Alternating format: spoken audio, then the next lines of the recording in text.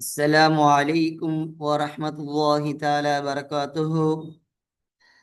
مختصر القدوري في الفقه الحنفي பாடம் 27 பாபு சிஃபத்தி ஸலாத். அல்ஹம்துலில்லாஹ்.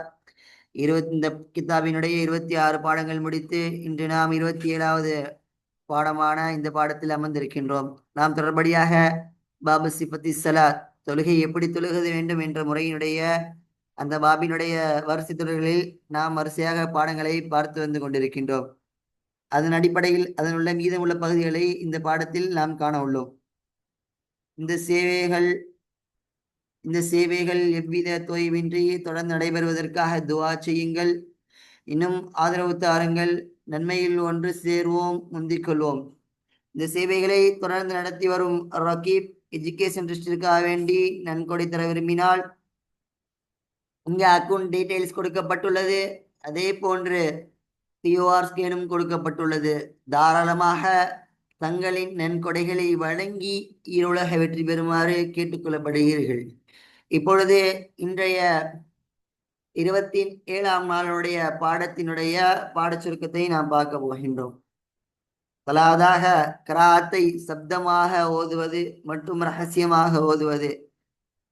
அதாவது நாம் எந்த தொழுகையிலெல்லாம் கிராத் ஓதக்கூடிய நேரத்தில் சப்தமாக ஓத வேண்டும், எந்த தொழுகையில் நாம் ரகசியமாக ஓத வேண்டும், ஒருவன் தனித்து தொழுதால் அவன் எப்படி ஓத வேண்டும், ஜமாத்தாக தொழுதால் எப்படி ஓத வேண்டும் என்பதை பற்றியதாக நாம் முதலாவதாக இந்த பாடங்களிலே நாம் பார்க்க போகின்றோம்.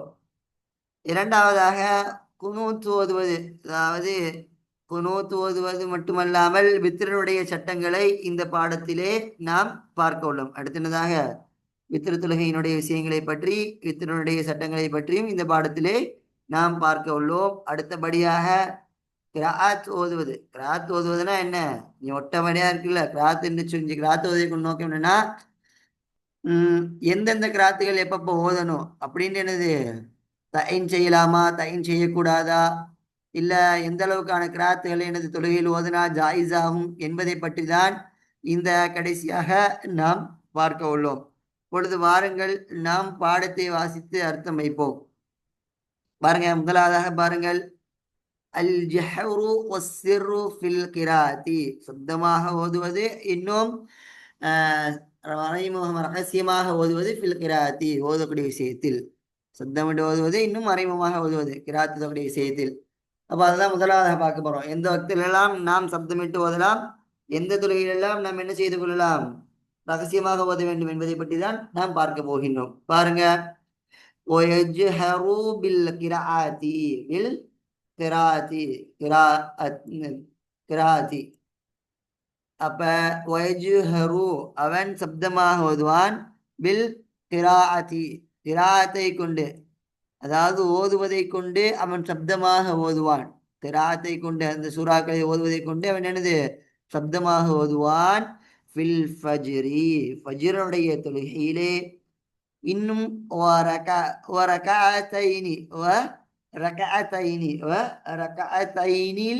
ஊலையினி முந்திய 2 ரக்காத்துகளை, மினல் மஅரிபி வல் இஷாஇ இஷாயிலிருந்தும், இஷாவினுடைய தொழுகையிலிருந்தும், இன்னும் மஹரிபினுடைய தொழுகையிலிருந்தும் முந்திய 2 ரக்காத்துகளிலே அவன் சப்தமாக ஓதுவான்.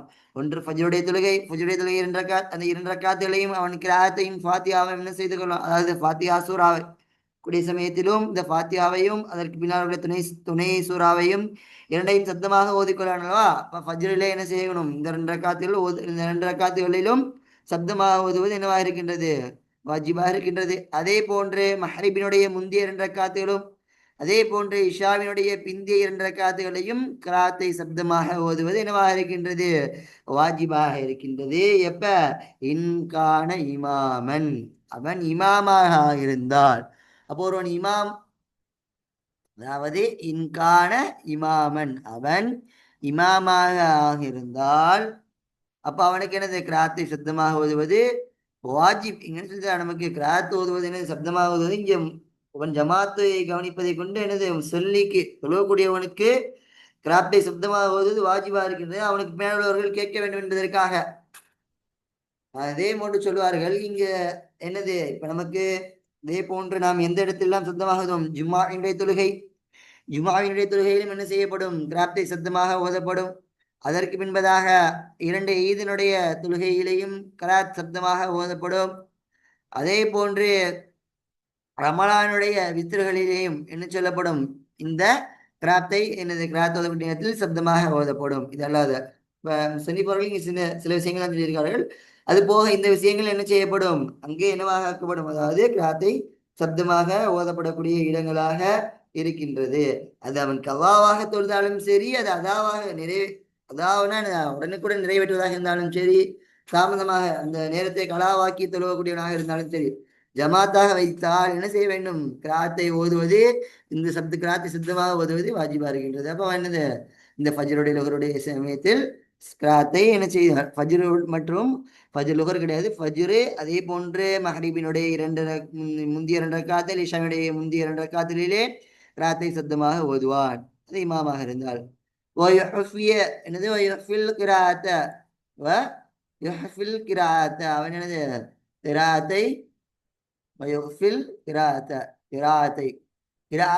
கிராத்தை ஓதுவதை ஓதுவதை அவன் மறைப்பான், மறைத்து ஓதுவான்.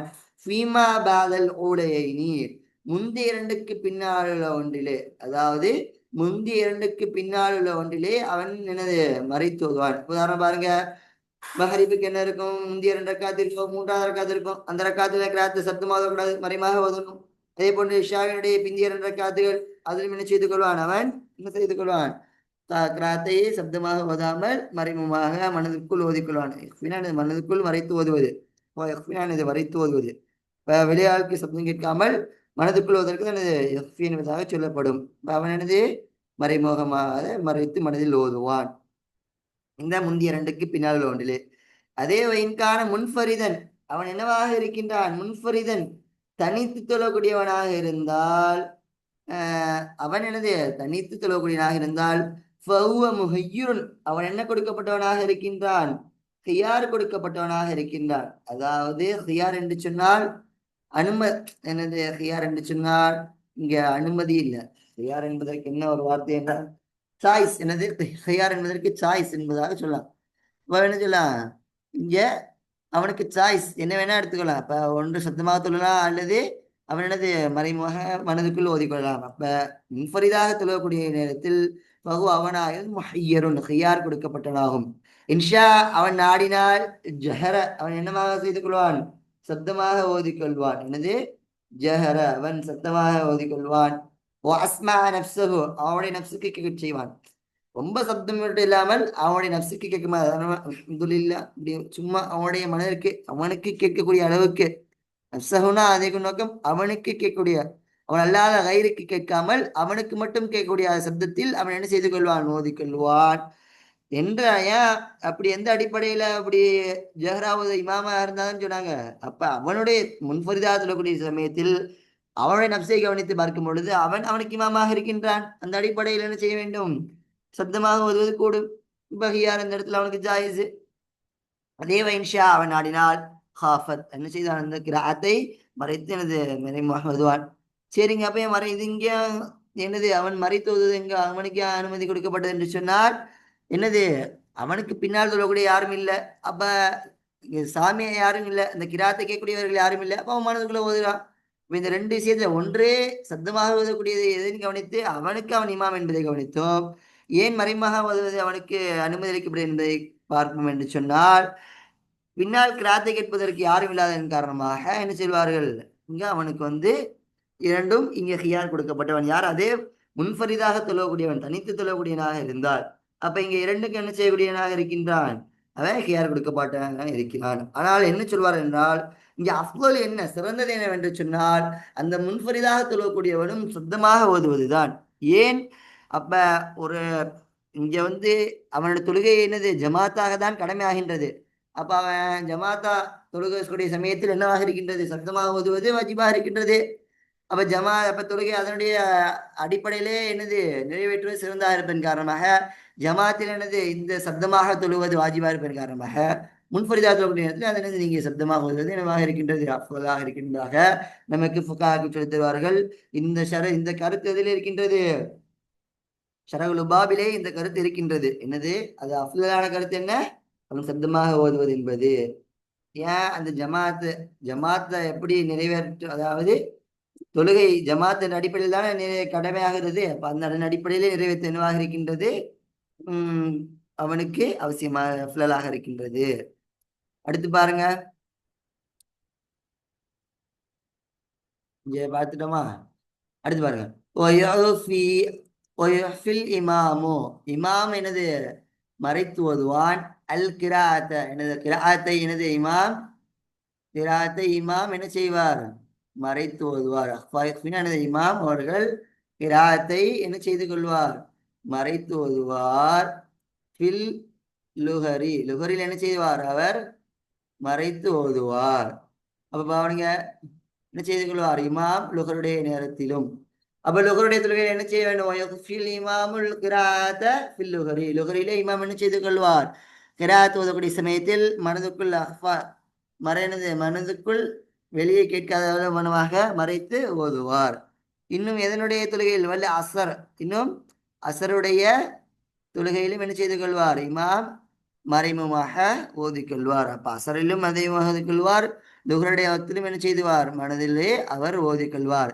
ஏன் எந்த அடிப்படையில ரசூலுல்லாஹ் சொன்னாங்கன்னா, இந்த சலாத்துல் லைல், அதாவது சலாத்துல் நஹார், பகலுடைய தொழுகை என்பதாகிறது என்ன? அஜ்மாவுனா என்னது? ஊமை தொழுகைகள். அஜ்மா என்ன, அதாவது வாய்மொழி சொல்லக்கூடிய ஊமை தொழுகைகள். அப்ப அங்க சப்தமிட்டு சொல்லக்கூடாது. ஏன் பகல்ல சப்தமிட்டு சொல்வதன் காரணமாக குழப்பம் உண்டாகும் என்பதன் காரணமாக தான் இதை இன்னொன்று இந்த ஹதீஸ் இருக்கிறதன் அடிப்படையில் தான் என்ன சொல்றாங்க, இங்க வந்து நமக்கு என்ன செய்வது?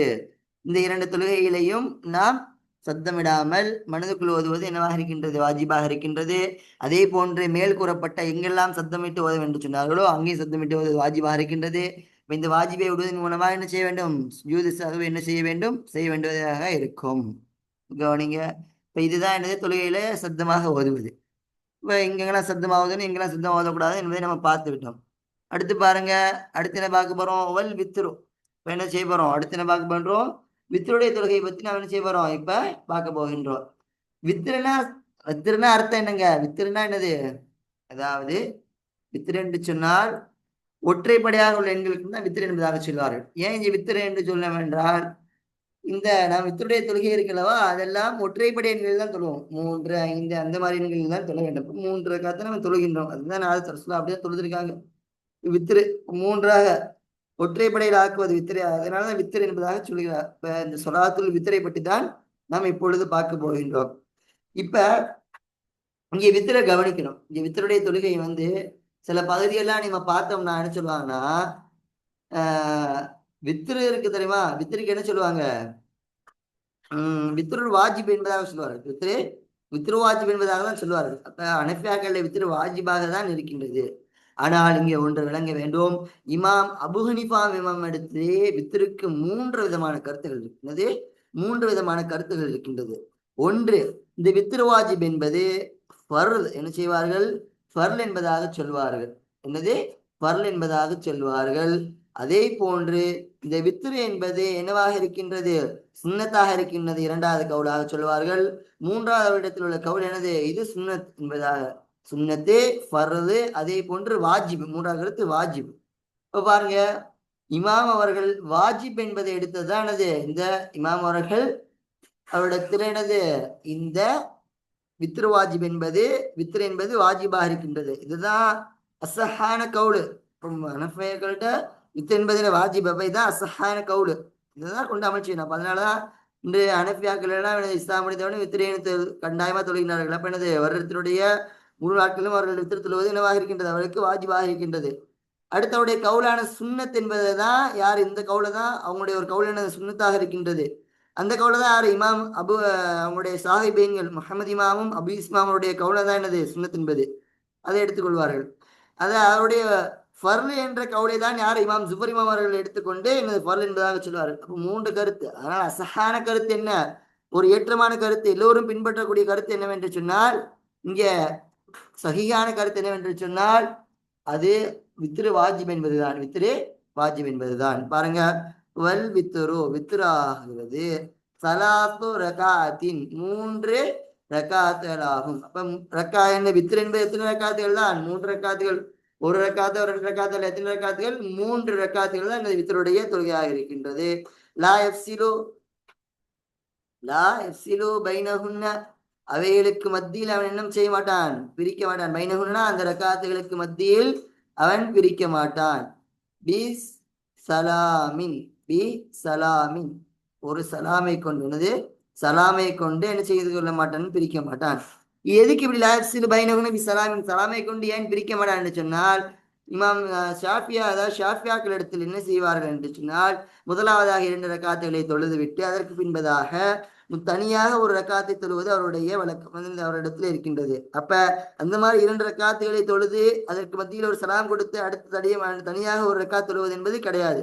இப்ப இந்த 3 ரக்காத்திலே ஒட்டுமொத்தமாக தொழுவதுதான் எனது ஹனஃபியாக்கள் இடத்திலே உள்ள ஒன்றாக இருக்கின்றது. அப்ப அது என்ன செய்யக்கூடாது? நம்ம இடையில் சலாம்களை கொண்டு அந்த 3 ரக்காத்துகளுக்கு மத்தியிலே ஒரு பிரிவை என்ன செய்யக்கூடாது? நாம் ஏற்படுத்த கூடாது. ஒரே சலாமிலே 3 ரக்காத்துகளை நாம் என்ன செய்ய வேண்டும்? தொழ வேண்டும்.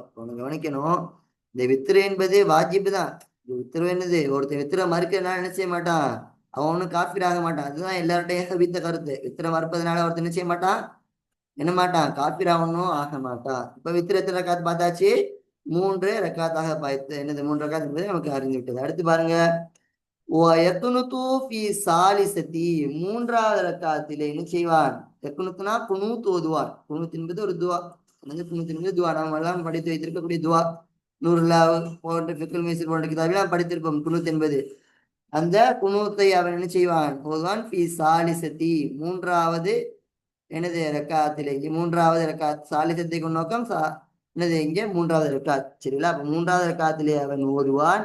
கபிலர் ருக்கூஇ, ருக்குவிற்கு முன்னால் தானே செய்ய வேண்டும்? குனுதை ஓத வேண்டும். வருடத்தினுடைய அனைத்து நாட்களும், சனத்தினுடைய ஒட்டுமொத்தத்திலும். அப்ப என்னது? வருடம் முழுவதும் செய்ய வேண்டும். இங்க ஷாஃபியாக்கள் என்ன சொல்லுவாங்க? வருடம் முழுவதும் வித்திர வாஜிபு கிடையாது, அவங்களோட ரமலான்ல மட்டும்தான், ரமலானுடைய கடைசி 10களுக்கு மட்டும்தான் என்பதா எனக்கு ஞாபகம் இருக்கின்றது. அப்ப நம்மளிடத்தில் என்னது? வருடம் முழுவதுமாக என்ன இருக்கின்றது? அந்த வித்திரை என்ன தொழுவது? வித்திர வித்திரிலே குனூத்துவது என்னவாக இருக்கின்றது? நமக்கு வருடம் முழுவதும் செய்வது என்னவாக இருக்கின்றது? இருக்கின்றது. குனூத்துவதன் வருடம் முழுவதுமாக நாம் குனூத்துவத வேண்டும். குனூத்து இந்த வித்திரை இந்த வருடம் முழுவதும் நமக்கு வாஜிபாக இருக்கின்றது. வருடம் முழுவதும் நாம் அதை தொழுக வேண்டும். பாருங்க, வைகுனத்து பிசாலி சத்தி கவலை ருக்குவிற்கு முன்னால் அவன் குனூத்து ஓதுவான். மூன்றாவது ரக்காத்திலே பி ஜமீ சனதி, வருடத்தினுடைய அனைத்து நாட்களிலும் என்ன செய்து கொள்வான்? அவன் இந்த குணத்தை வித்திரையும் குணத்தை அவன் ஓதி கொள்வான். அடுத்து பாருங்க, அவன் ஓதுவான்.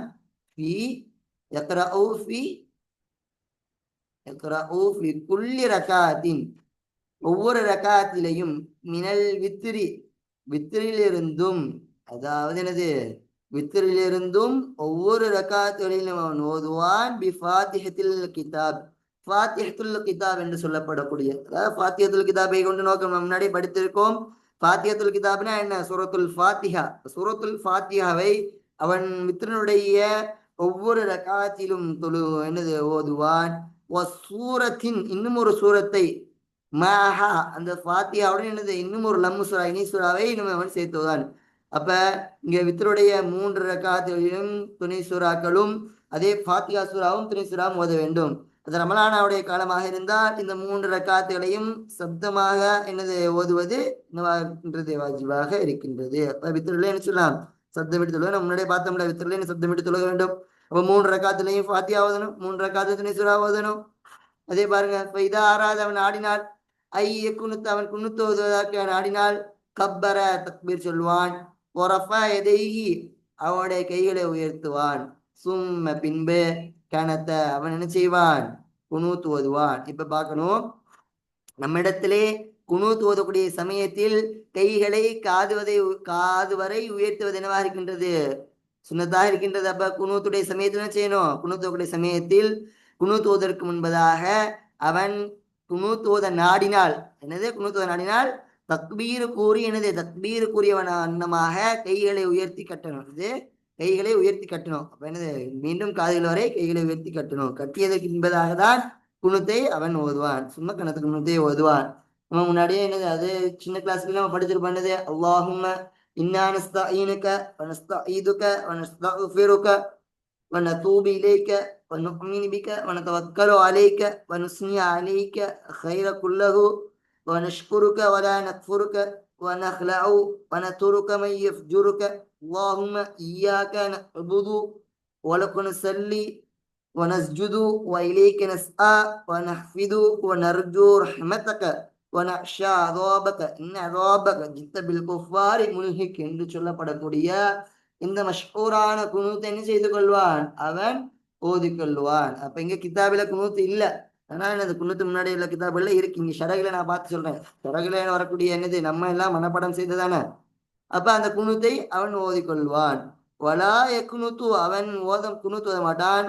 ஃபி ஸலாத்தி கைரியா அந்த வித்ர அல்லாத தொழுகையிலே. கைரியானா அந்த எதை பார்த்து எழுது, இந்த வித்ர அல்லாத தொழுகையிலே அவன் குனூத் ஓத மாட்டான். இங்க எதற்கு சொல்லக்கான காரணம் என்று சொன்னால், அதே போன்று ஷாஃபியாக்கள் என்ன செய்வார்கள், ஃபஜ்ருடைய தொழுகையிலே குனூத் ஓது அவரிடத்திலே வளமையாக இருக்கின்றது. அப்ப நம்ம என்ன செய்யணும், ஃபஜ்ர்ல மட்டும் குனூத் ஓது என்பது கிடையாது. இப்ப நமக்கு என்னது, எந்த நேரத்தில் வித்ருடைய தொழுகையில் மட்டும்தான் நாம் குனூத் ஓதுவது வாஜிபா இருக்கின்றது. அது அல்லாத சமயங்களிலே குனூத் ஓதுவது என்பது நமக்கு கிடையாது. வேற எந்த தொழுகையிலும் என்ன செய்ய மாட்டோம், நாம் இந்த குனூத்தை நாம் ஓதுவது கிடையாது.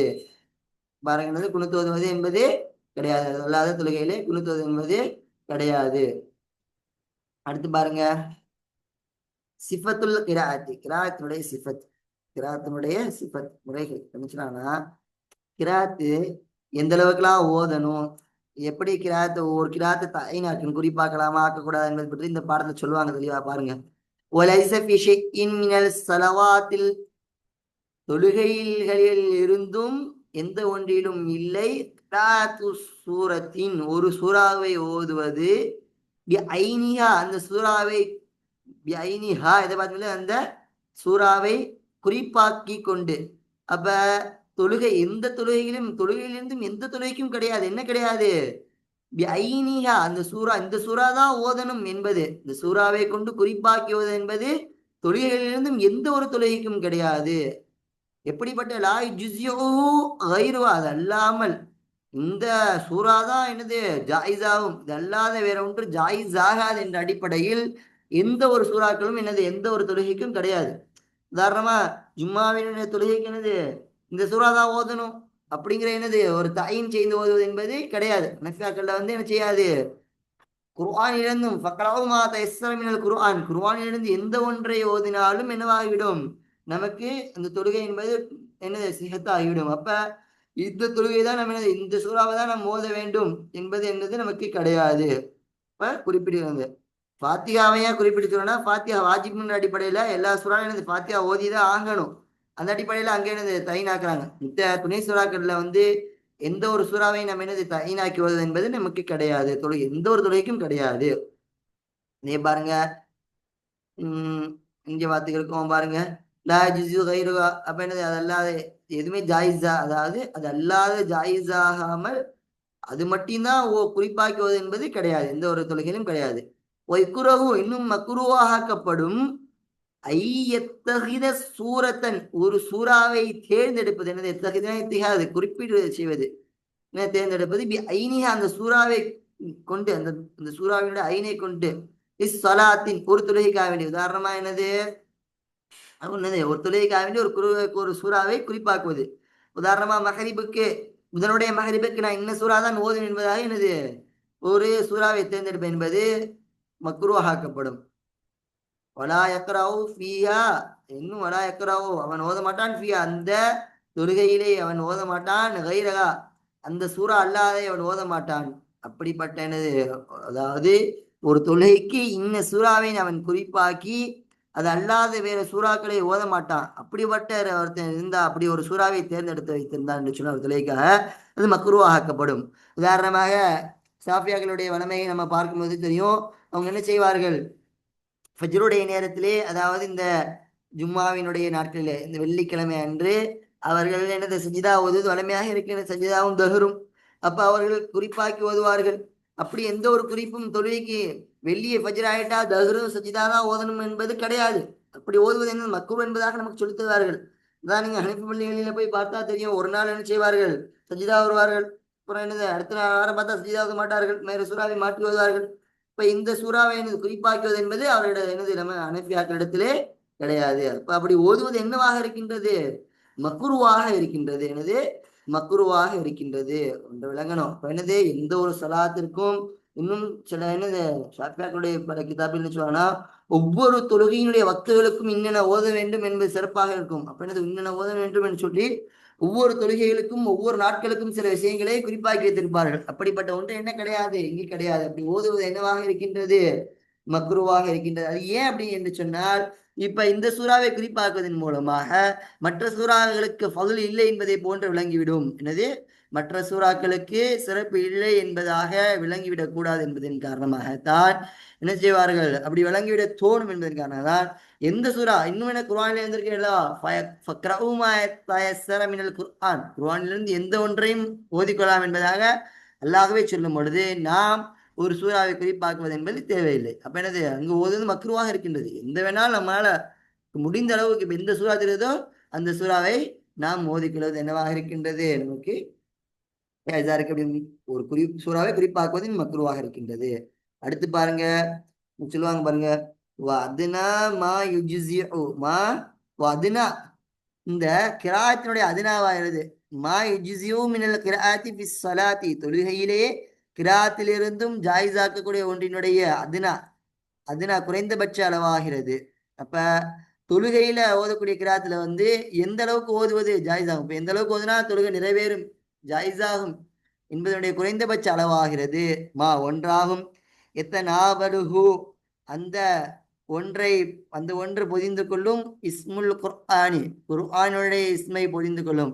உதாரணமா ஒரு ஆயத்து இருக்கு, இந்த ஆயத்தை என்ன சொல்லலாம், இஸ்முல் குர்ஆன், அதாவது குர்ஆனுடைய இஸ்மை கொண்டு என்ன சொல்லலாம், நம்ம அழைக்க முடியும். இதை பார்த்து குர்ஆன் என்று சொல்ல முடியும் என்று சொன்னால் அந்த ஆயத்தை ஓதுவதை கொண்டு என்னவாகிவிடும், தொழுகை ஜாயிஸ் ஆகிவிடும். அந்த அளவு ஆயத்தை ஓதுவது ஜாயிஸ் ஆகிடும். இது யார் இடத்துல, இந்த அபி ஹனீஃபத்த, அபு ஹனீஃபா இடத்துல எந்த ஒன்றெல்லாம் குர்ஆன் என்று சொல்ல முடியுமோ, எந்த ஒரு ஆயத்திலே குர்ஆன் என்று சொல்ல முடியுமோ, இஸ்முல் குர்ஆன் இதன் மீதெல்லாம் பொதிந்து கொள்ளுமோ அந்த பட்ட ஒன்றை அளவை கொண்டு என்ன செய்து கொள்ளலாம், நாம் ஓதுவது ஜாயிஸாக இருக்கின்றது. சொல்லுவாங்க என்னன்னா, இது சில இடத்துல வரும் என்னன்னா, இங்க வரும்னா ஒரு சிறிய ஆயத், அதாவது ஒரு முழுமையான ஆயத், ஒரு முழுமையான ஆயத்தை கொண்டு தான் குர்ஆன் என்று சொல்ல முடியாது. பாதி ஆயத்தை கொண்டு குர்ஆன் என்று சொல்ல முடியாது. ஒரு முழுமையான ஆயத்துக்களை பரிபூர்ணப்படுத்த, அப்ப ஒரு ஆயத், இதெல்லாம் ஒரு பரிபூர்ண ஆயத்து இருக்கோ அந்த ஆயத்தை கொண்டு என்ன செய்யலாம், ஓதுவதுதான் ஜாயிஸாக இருக்கும் என்பதாக யாரு, இமாம் அபூ ஹனீஃபா சொல்வார்கள். என்னது, இமாம் ஹனீஃபா இதெல்லாம் இஸ்முல் குர்ஆன் என்று சொல்ல முடியுமோ அதற்கெல்லாம் என்னது, அதை கொண்டெல்லாம் ஓதுவது ஜாயிஸ் ஆகிவிடும். அப்ப தொழுகை ஜாயிஸ் ஆகிடும். அந்த அளவுக்கு ஆயத்து சொல்லுவாங்க.